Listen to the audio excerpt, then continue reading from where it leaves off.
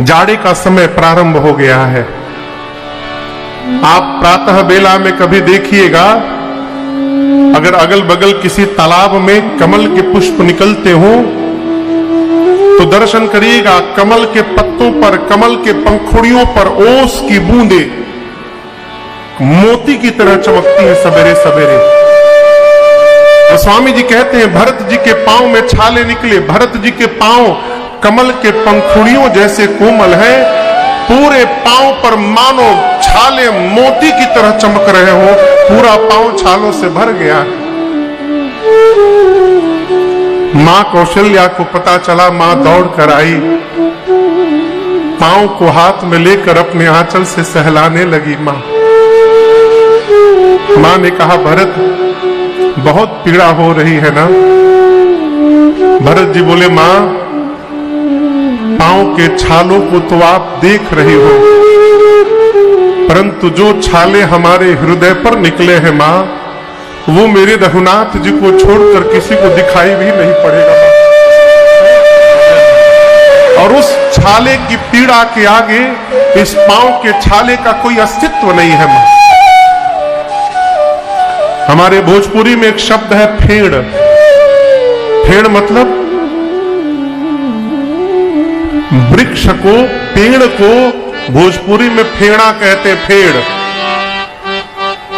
भरत जी कहते मां न जाने मैंने कौन सा कर्म ऐसा कर दिया था, अरे कर्म पटकल सफेड़ा पर से, मेरे कर्म ने मुझे आज वृक्ष से नीचे पटक दिया। कर्म पटकल सफेड़ा पर से, अब बीछी मरल समाई,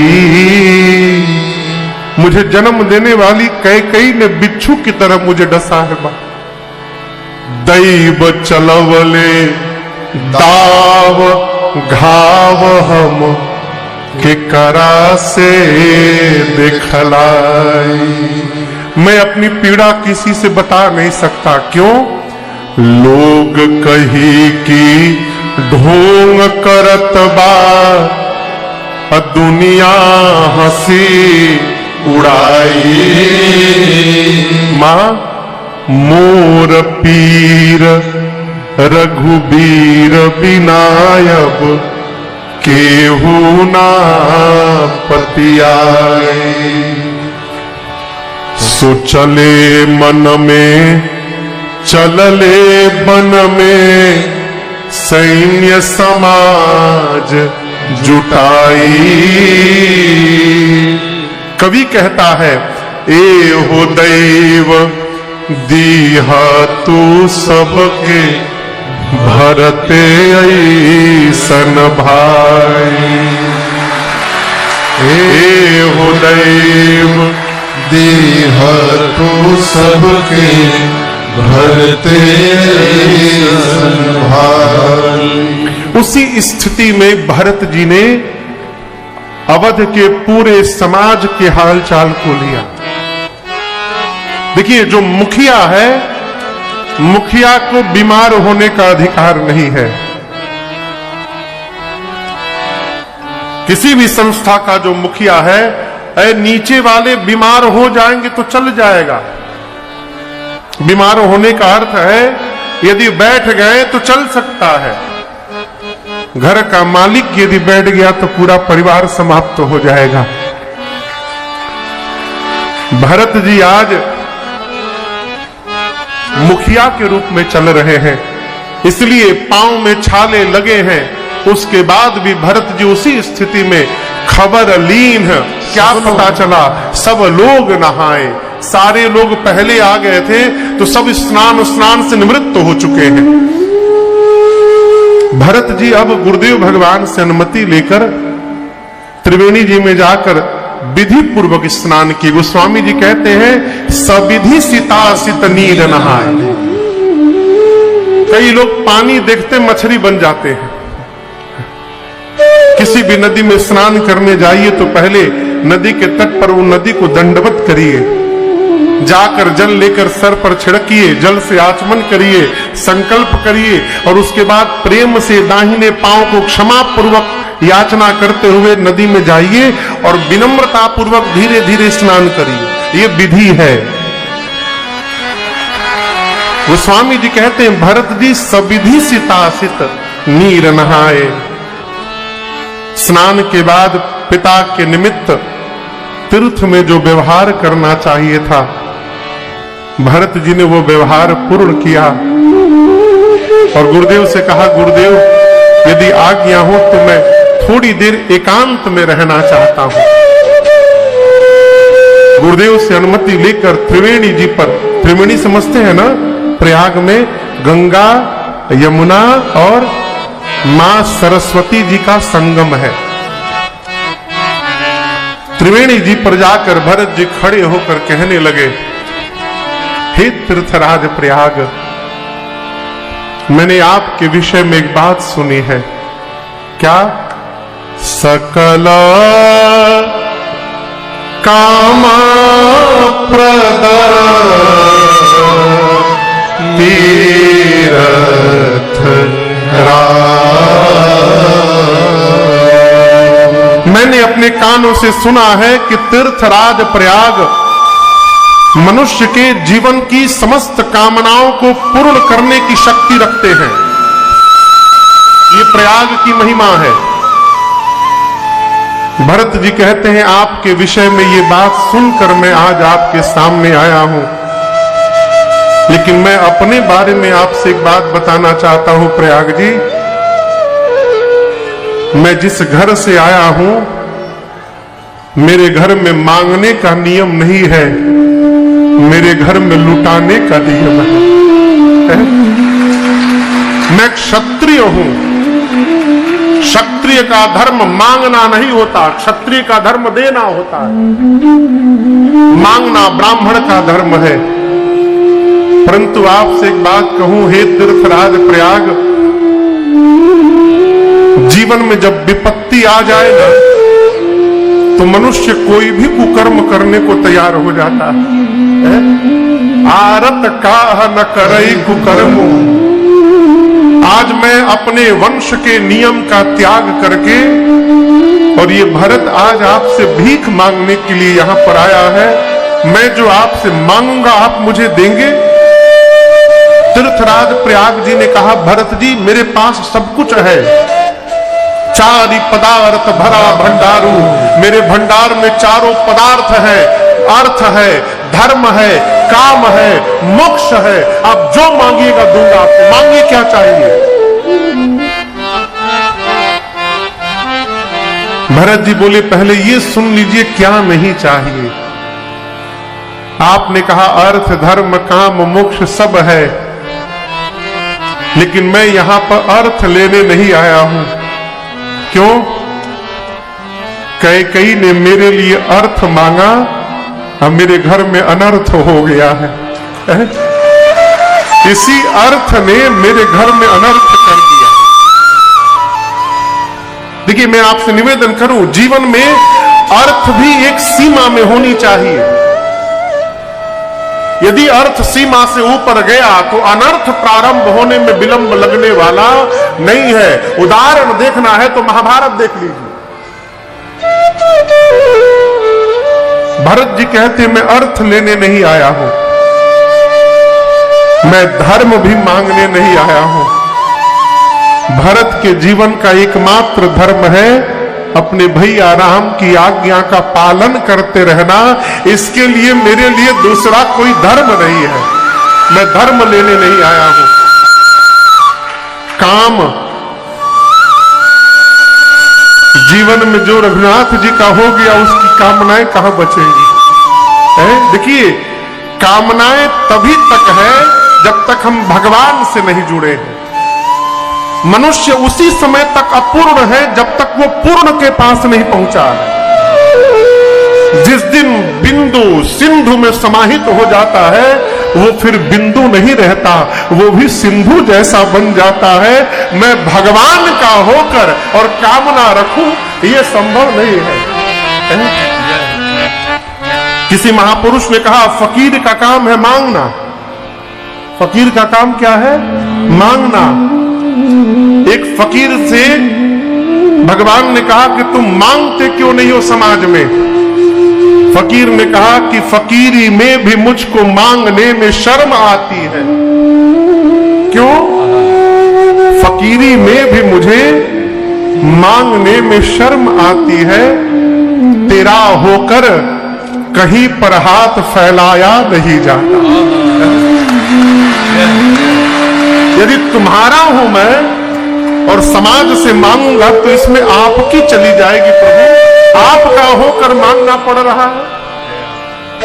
मनुष्य अपूर्ण तभी तक है जब तक पूर्ण के पास नहीं पहुंचा। भगवान पूर्ण है। भरत जी कहते कोई कामना बची ही नहीं है। और मोक्ष मैं सगुण उपासना करने वाला हूं। सगुण उपासना करने वाला जीवन में कभी मोक्ष की कल्पना। आज प्रयाग एक वरदान दीजिए। ये भरत जब जब धरती पर जन्म ले, जन्म जन्मांतर मेरे भैया के चरणों में मेरा प्रेम दिन रात बढ़ता जाए। इसके अलावा हमें आपसे कुछ नहीं चाहिए। क्या चाहिए? भगवान के चरणों में प्रेम चाहिए। और आगे की बात समझिएगा। समाज में हम लोग ये कहने से कभी चूकते नहीं हैं कि भाई साहब आप समझ नहीं पा रहे कि हम आपको कितना प्रेम करते हैं, प्रकाश। लेकिन एक बात याद रखिएगा, जहां समझाना पड़ता है वहां प्रेम होता ही नहीं है।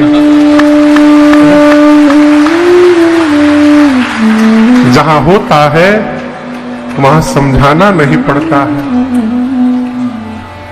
भरत जी कहते हैं कि मैं भैया को प्रेम करूं और ये बात केवल मैं जानूं, वो न जानने पाए कि मैं उनको प्रेम करता हूं। तीर्थराज प्रयाग पूछे कि राम जी क्या जाने? भरत जी बोले जान ही राम कुटिल करी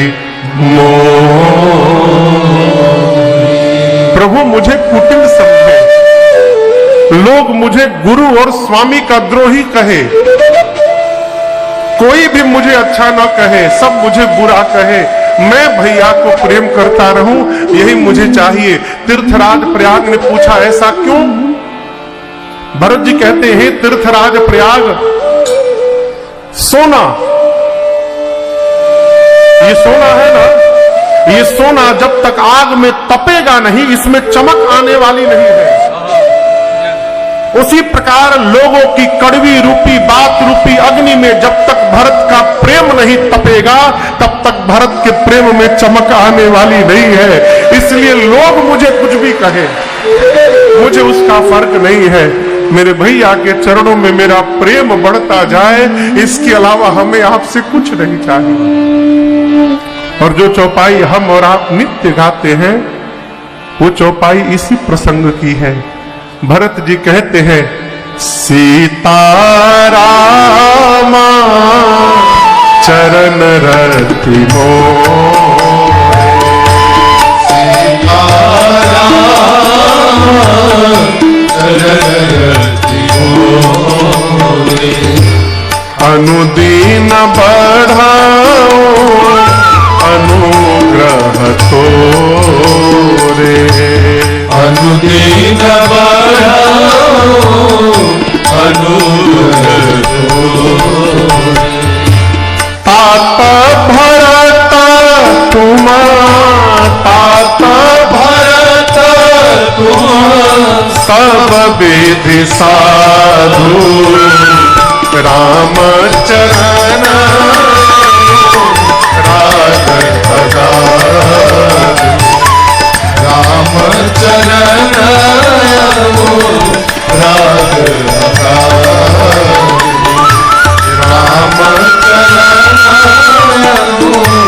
राग जी की बात को सुनकर गोस्वामी जी कहते हैं, भरत बचन सुनी माझ त्रिवेणी। माझ मतलब जानते हैं, माझ यानी बीच से। त्रिवेणी जी के बीच से आवाज निकली। त्रिवेणी जी के बीच में कौन है? 3 नदी है, गंगा यमुना, और दिखाई कितनी पड़ती हैं?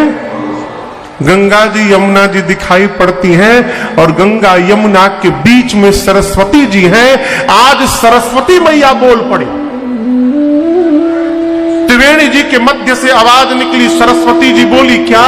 हे भरत जी, आप सब प्रकार से साधु हैं। आपसे निवेदन करूं, जब मैंने कथा प्रारंभ की सरकार 13 वर्ष पूर्व, तो कथा के बाद जब लोग प्रशंसा करते थे तो सुन के बहुत अच्छा लगता था। जीव का स्वभाव है। तो मैं रात्रि में पूज्य महाराज श्री को फोन करके कहता था, सरकार आज अमुक व्यक्ति मुझे ऐसा ऐसा बोल रहे थे। पूज्य महाराज श्री उस समय तो दुलार करते थे, लेकिन 1-2 दिन बाद कहते थे, बेटा जीवन में जब प्रशंसा हो तो क्या कहा जा रहा है इस पर ध्यान मत देना, कौन कह रहा है इस पर ध्यान देना। क्यों? कहने वाला व्यक्ति जितना प्रामाणिक होगा, उसके मुख से निकली हुई बात सब प्रामाणिक होगी। और जिस मनुष्य का अपना ही कोई अस्तित्व नहीं है, उसके कहने से कुछ होने वाला नहीं है। यहां दर्शन करिए, भरत जी को साधुता की उपमा त्रिवेणी जी के मध्य से स्वयं सरस्वती जी ने आज दिया है। तात भरत तुम सब विधि साधु, और राम चरण अनुराग अगाध। राम जी के चरणों में आपका प्रेम अगाध है। और हम तो कहते हैं, भरत जी, राम जी जितना आपको प्रेम करते हैं उतना किसी को प्रेम नहीं करते हैं। भरत जी सुनकर गदगद हो गए। पूरे समाज के साथ अक्षय वट की परिक्रमा लगाई है, वेणी माधव जी का पूजन किया है, और उसके बाद भरत जी भरद्वाज जी के आश्रम में आकर बैठे हैं। और यहां दर्शन करिए, भरत जी को संकोच है। संकोच किस बात का? मन में सोचते हैं बैठे बैठे, मुनि पूछब कछु यह बड़ सोचू। भरत जी को किस बात का सोच है? यदि भरद्वाज जी पूछ दिए कि भरत जी ये समाज लेके वन में क्या करने जा रहे हैं, तो मैं क्या उत्तर दूंगा? क्या मैं ये कहूंगा कि मुझे जन्म देने वाली कैकेयी ने मेरे बड़े भैया को जंगल में भेज दिया है? किस मुंह से ये उत्तर मैं दूंगा? इस सोच में बैठे हैं, कुछ नहीं बोल रहे हैं। और यहां प्रसंग कहता है, दर्शन करिए, यदि सामने वाले को आपसे बात करने में संकोच हो रहा हो, तो आप सामने वाले की बोलने की प्रतीक्षा न करिए, आप ही आगे बढ़ करके उनसे बात करने लगिए और उनके संकोच को समाप्त कर दीजिए। भरत जी को संकोच है कि यदि भरद्वाज जी पूछेंगे तो मैं कहूंगा क्या? भरद्वाज जी स्वयं बोल पड़े, भरत जी आप ग्लानि मत करिए, आप अपनी मां की करतूत का स्मरण करके ग्लानि में है, मैं कहता हूं आप ग्लानि मत करिए। क्यों? आपकी मां कैकेयी का कोई अपराध नहीं है भरत जी। वो तो सरस्वती जी आई और मंथरा की मति पलट करके चली गई। तात कैकेयी ही दोष नहीं, गई गिरा मति धूत, गई गिरा मति धूत। सरस्वती जी मति पलट के चली गई, कैकेयी जी का कोई अपराध नहीं है। मैं एक बात कहना चाहता हूं आपसे भरत जी, पिताजी का वचन था कि आप राजा बने। मेरे सामने राम जी ने सुमंत जी से कहा था सुमंत जी नहीं, निषाद राजगुह से कि मैंने सुमंत से कहा है भरत जी आएंगे तो भरत जी से कहना कि राजपाट संभालेंगे। सुमंत जी के द्वारा आपको सूचना भिजवाई गई। गुरु जी ने आपसे कहा कि राजा बन जाइए, माताओं ने कहा, प्रजा ने कहा, यदि आप राजा बन जाते भरत जी तो कोई अन्यथा न लेता। लेकिन मैं एक बात बोलूं, आप राजा नहीं बने ना तो बहुत बढ़िया किए भरत जी। क्यों? पहली बात, अपने से बड़े के रहते घर में कभी मालिक नहीं बनना चाहिए। यदि आपका बड़ा घर में है तो बड़े के रहते स्वयं कभी मालिक नहीं बनना चाहिए। दूसरी बात, जीवन में समस्त मंगलों का मूल है रघुनाथ जी का पद। इस पद को छोड़कर जीवन में जितने पद पर बैठिएगा एक न एक दिन उतरना पड़ेगा, और जो इस पद को स्वीकार कर लिया वो उतरने वाला नहीं है, वो सबके हृदय में चढ़ने वाला है, हमेशा ऊंचाई प्राप्त करता रहेगा। भगवान के चरण में झुकने के बाद अभिमान समाप्त हो जाता है, और अभिमान समाप्त ही जीव को ऊंचाई प्रदान कराता है।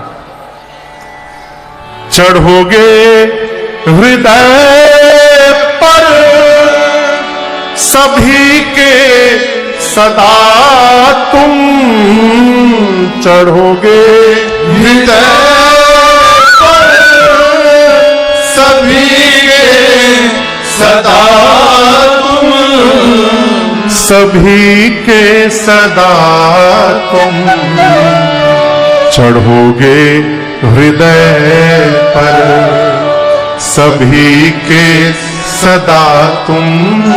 कैसे?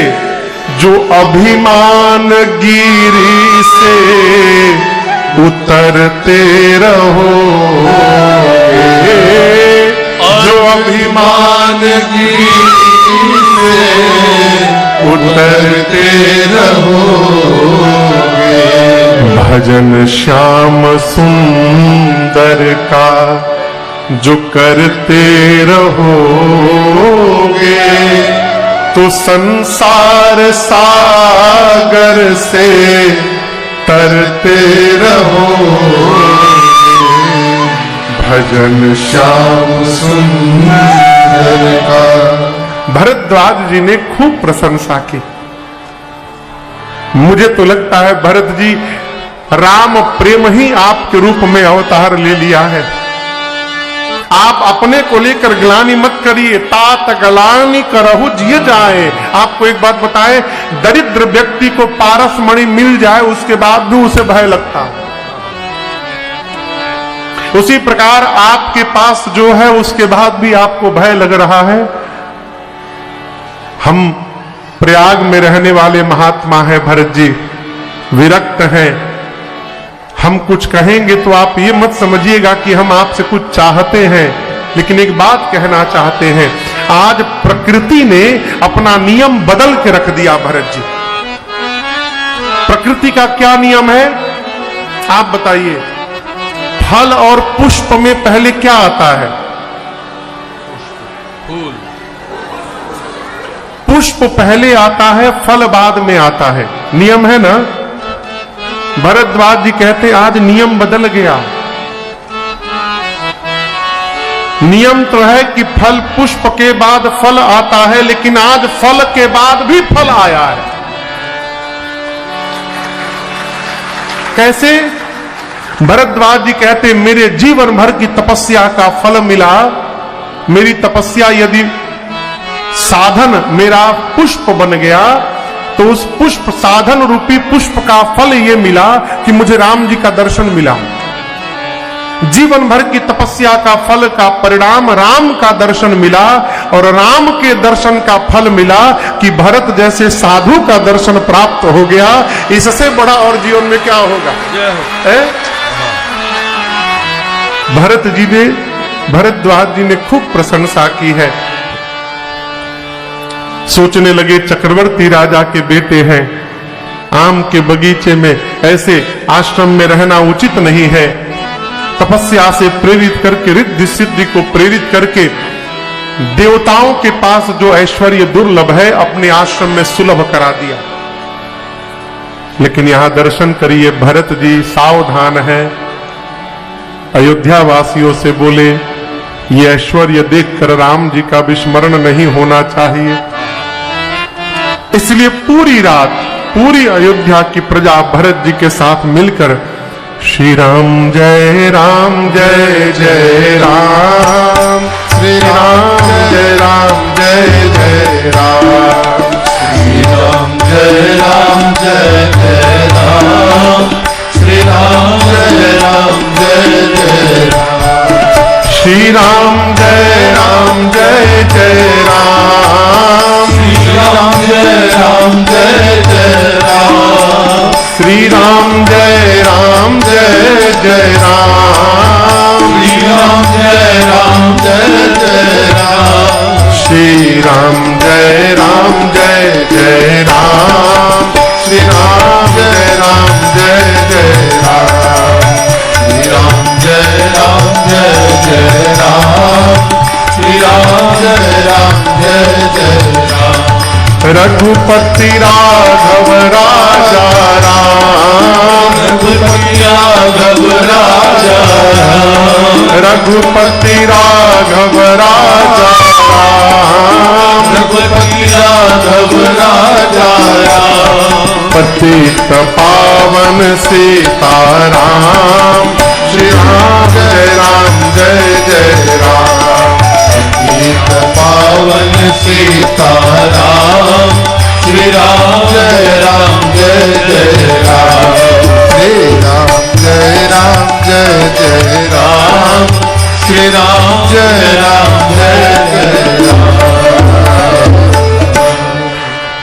पूरी रात भरत जी उस ऐश्वर्य के बीच में भरद्वाज जी के आश्रम में अयोध्या की प्रजा के साथ सीताराम सीताराम कीर्तन करते रहे।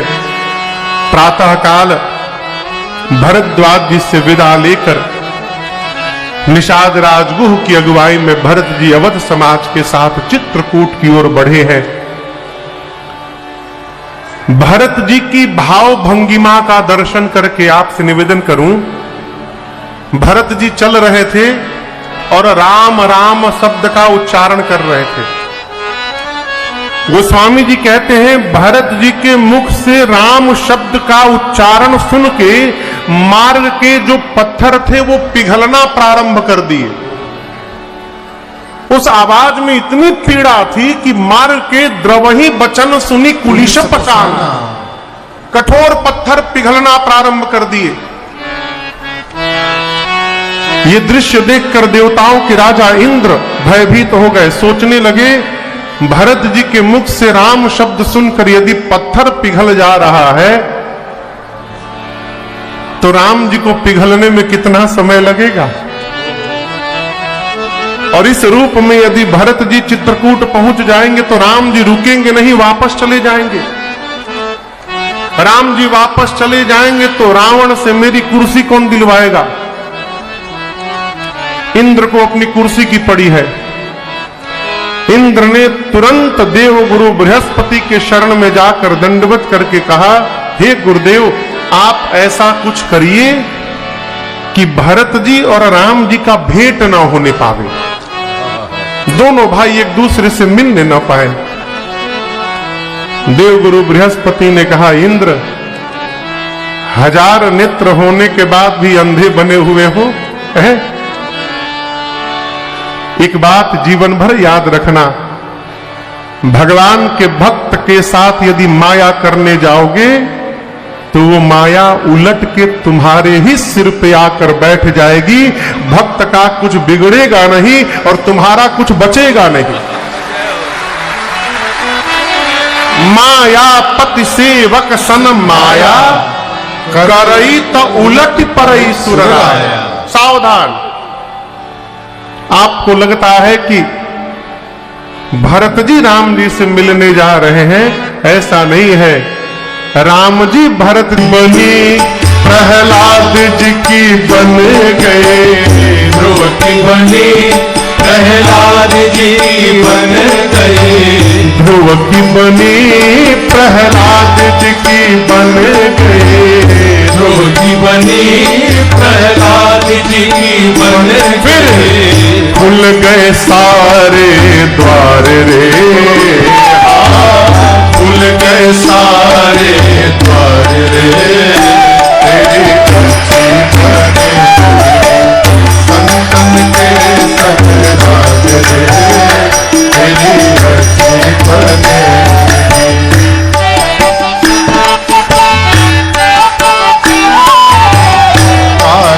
से तो है हंस करे, अद्भुत बात, कागा से तो है हंस करेंगे, कागा से तो है हंस करेंगे, कागा से तो है हंस करेंगे, मिट जाएंगे सब दाग रे, हाँ मिट जाएंगे सब दाग रे, तेरी अच्छी बनेगी संतन के संग लाग रे, तेरी अच्छी बनेगी।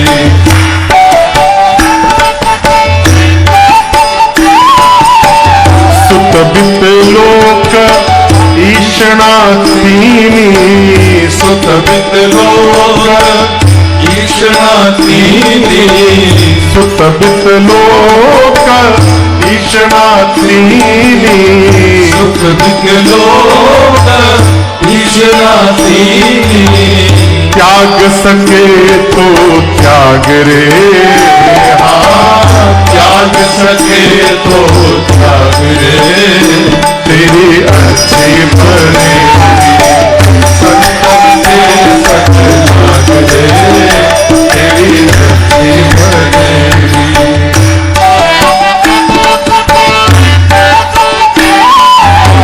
मोहन सा में अब तक सोया, मोहन सा में अब तक सोया, मोहन सा में कब से सोया, मोहन सा में कब से सोया, अब जाग सके तो जाग रे, हाँ जाग सके तो जाग रे, तेरी अच्छी बनेगी संतन के संग लाग रे, तेरी अच्छी बनेगी।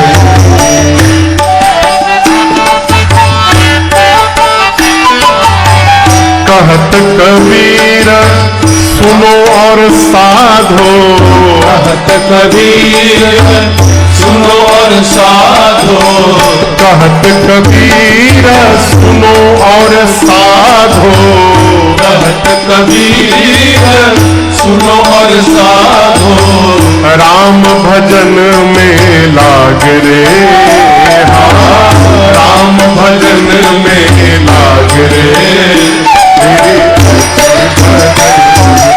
संतन के संग लाग रे, तेरी अच्छी बनेगी, संतन के संग लाग रे, तेरी अच्छी बनेगी, संतन के संग लाग रे, तेरी अच्छी बनेगी, तेरी अच्छी बनेगी।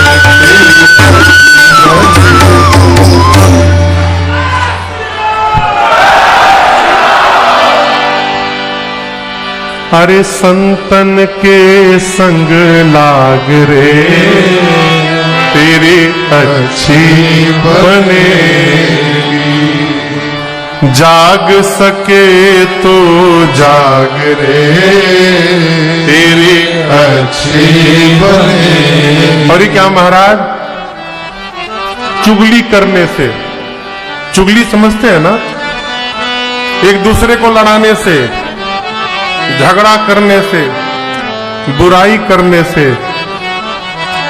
भाग सके तो भाग रे, तेरी अच्छी बनेगी। भरत जी के साथ मार्ग के लोग जुड़ते गए और भरत जी सबको लेकर चित्रकूट में मंदाकिनी जी के तट पर पहुंचे। पूज्यपाद गोस्वामी तुलसीदास जी कहते हैं, उहाँ राम रजनीय बसे जागे सिय सपन हस देखा। उहाँ राम, कहां पर? उहाँ समझ रहे हैं, उहाँ मतलब उहाँ यानी वहां पर। गोस्वामी जी कहते हैं वहां चित्रकूट में रात्रि बीतने के बाद राम जी प्रातः काल जगे। तो गोस्वामी जी कहां है? यहां यहां वहां। जब आप यहां रहेंगे तब वहां की बात करेंगे।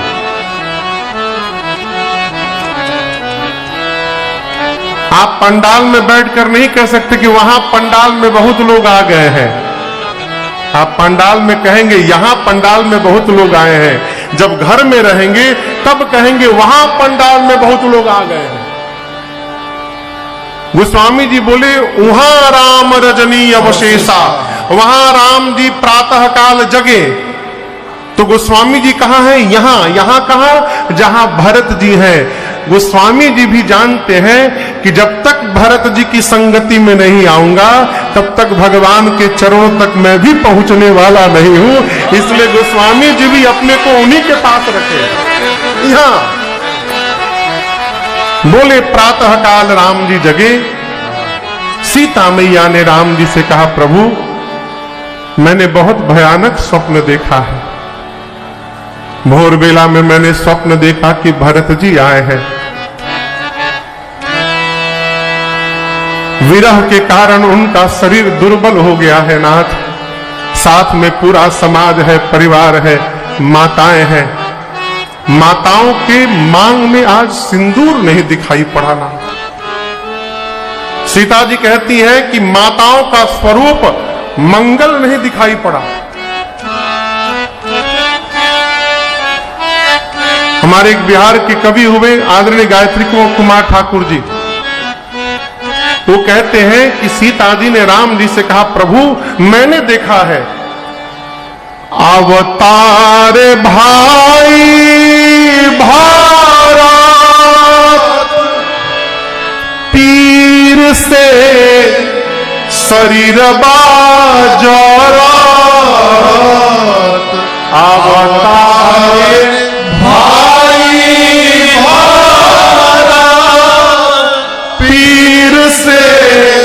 शरीर उनकर